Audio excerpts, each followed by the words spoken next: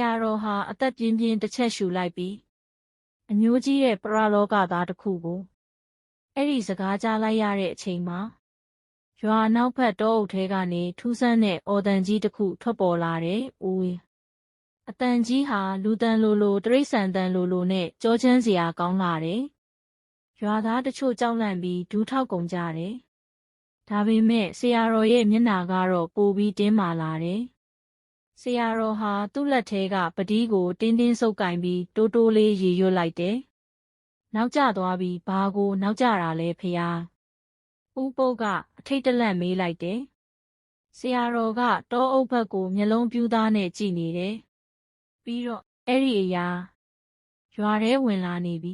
။အဲ့ဒီအချိန်မှာပဲ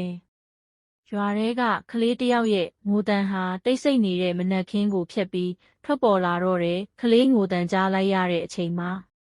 ရွာသားအားလုံးဟာတယောက်မျက်နှာတယောက်ကြည့်မိကြတယ်။ဘာကြောင့်လဲဆိုတော့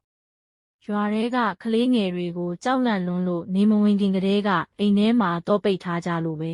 ။ဒါဆိုဒီငိုတန်ကဘယ်ကလာတာလဲ။ငိုတန်ကမြစ်ဖက်ကလာတာ။ရွာသားတယောက်တိုးတိုးလေးပြောလိုက်တယ်။အဲ့ဒီစကားကြားတာနဲ့ဆရာတော်ရဲ့မျက်နှာဟာချက်ချင်းပြတ်သွားတယ်။မလိုက်ကြနဲ့။ဆရာတော်ရဲ့အမိန့်တန်ဟာကျေလောင်စွာထွက်ပေါ်လာတယ်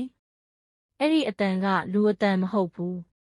ရွာသားတွေရင်ထဲတုန်လှုပ်သွားကြတယ်။ဒါပေမဲ့ငိုတန်ဟာပိုပြီးနီးလာတယ်။အတန်ကကလေးတယောက်ငိုတန်လိုပဲ။ဒါပေမဲ့ငိုတန်ကြားတိုင်းမှာလေထုဟာပိုပြီးအေးဆက်လာတယ်။ရုတ်တရက်မြစ်ဖက်ကနေအဖြူရောင်အရိပ်တစ်ခုကိုတွေ့လိုက်ရတယ်။အဲ့ဒီအရိပ်ဟာမိန်းမတစ်ယောက်လိုပုံစံလက်ထဲမှာကလေးတစ်ယောက်ကိုခြိထားတယ်။သူမရဲ့သပင်တွေဟာရှည်လျားပြီးမျက်နှာတစ်ခုလုံးကိုဖုံးအုပ်ထားတယ်။တလန်းချင်းရွာထဲကိုရှောက်လာနေတယ်။ဦးပုတ်ကတူမီတနက်ကိုတင်းတင်းဆုပ်ထားတယ်။ရွာသားတွေကတော့ကြောက်လန့်ပြီးနောက်ကိုဆုတ်နေကြပြီ။အဲ့ဒီအချိန်မှာဆရာတော်ဟာပတိကိုကင်ရင်းမြစ်တာတုပ်ရွတ်ဖတ်လိုက်တယ်။ဒါပေမဲ့အရေးမိမကြီးဟာမရက်ဘူး။ဆက်လျှောက်လာတယ်။သူမရောက်လာတဲ့နေရာတိုင်းမှာမြေကြီးဟာမင်းနဲ့သွားပြီးမြက်ပင်တွေချက်ချင်းခြောက်တွေ့ကုန်တယ်။ဆရာတော်ရဲ့နဖူးမှာချွေးစေးတွေပြေလာတယ်။တိုးညင်းစွာပြောလိုက်တယ်။ဒါဟာသူတို့ခေါ်ထားတဲ့အရာမဟုတ်ဘူး။ဒါဆိုဘာလဲဖေယား။ဦးပုအတန်တုံနဲ့မေးလိုက်တယ်။ဆရာတော်ဟာမျက်လုံးပြူးသွားပြီးတခွန်းနဲ့ပြောလိုက်တယ်။အမိရှင်အဲ့ဒီစကားဆုံးတာနဲ့အရေးမိမကြီးဟာခေါင်းကိုဖြည်းဖြည်းချင်းမောလာတယ်။သပင်အောက်ကပေါ်လာတဲ့မျက်နှာကြောင့်ရွာသားအားလုံးရဲ့အော်တန်တွေညအမှောင်ထဲပဲ့တင်ထက်သွားတော့တယ်။ရွာသားတွေရဲ့အော်တန်ဟာညအမှောင်ထဲမှာပဲ့တင်ထက်သွားတယ်။သပင်တွေကြားကနေပေါ်လာတဲ့မျက်နှာဟာ